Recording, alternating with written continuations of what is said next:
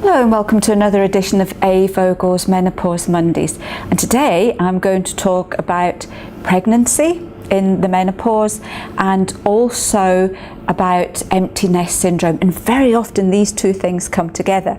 Now, it's quite interesting the number of women who contact me actually saying that as they're approaching the menopause they are desperate, absolutely desperate for a baby, and they have this deep-seated need that it's taking over their lives. And this can be women who've already had children, who've maybe got children who are leaving home. It can be even women who have never had the desire to have children, suddenly find that they're absolutely overwhelmed by this need to get pregnant. Now, in a way, this is actually quite logical because, you know, we are human beings, but we're also part of nature. And nature's primary focus, if you like, is the continuation of the species. So what happens as we approach the menopause and our hormones start to change, that some women can find that, yes, I just want one more chance at having a baby. Or for those women who've never had children, there's again, they just want to actually have a baby. And it can become their focus, it can interfere with daily life, and it can actually become quite obsessive. Now, this is not something that's in your head. There is a real reason for this.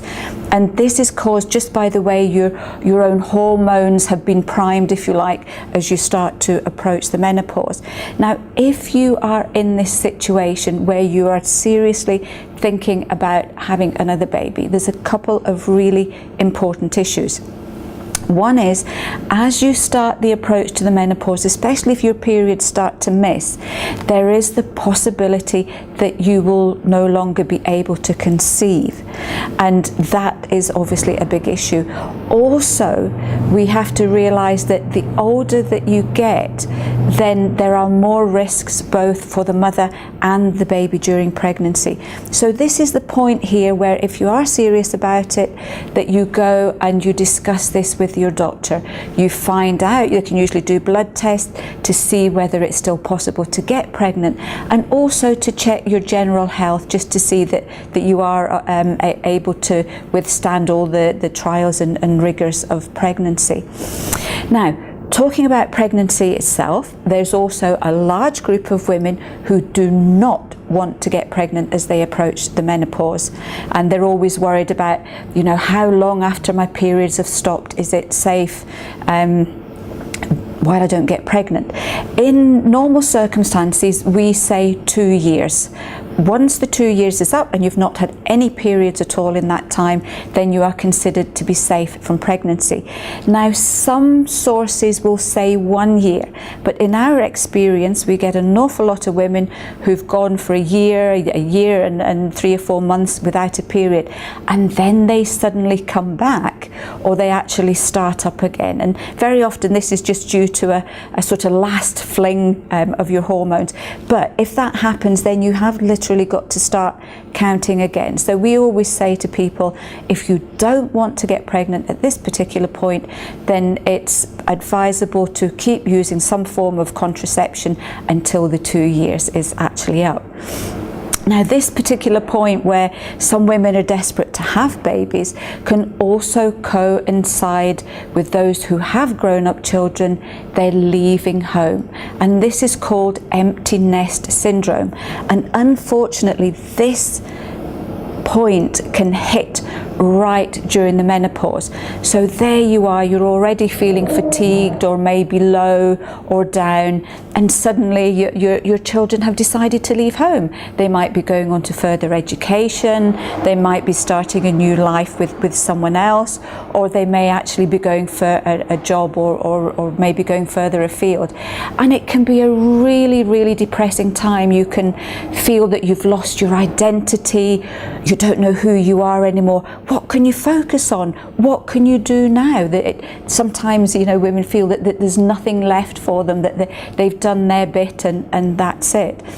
This can also be a very trying time for relationships, because suddenly there you are, just the two of you on your own. Now, from what we've gathered from men, We know an awful lot of men are so looking forward to having their partners all to themselves. They just can't wait.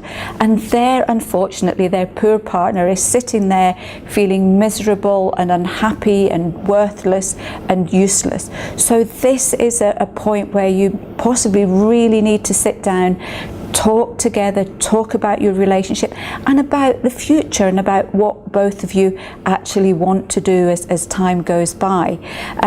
It's also interesting at this point that some women, once they've got over the initial sadness of losing their children, they actually start to focus on what they want to do for themselves. It's like carving out a new career. A number of women will go back to university or do open university. And women today, it's amazing how many new little businesses starting up are all being done by women who are in the menopause or postmenopausal. So, you know, instead of looking at this as a part of your life that's ended, there's also a new beginning, there's a new part of your life that you can actually explore. So it's not all gloom and doom here. However, if you are feeling down, if you're feeling really miserable that your children have left home and don't really need you quite so much anymore, then you can look at herbs such as hypericum. This is a lovely one for low mood and for anxiety. It takes about 4 weeks to kick in, but it can give you a nice little lift. You just can't take it if you're on any other prescribed medication though, so just be careful of that.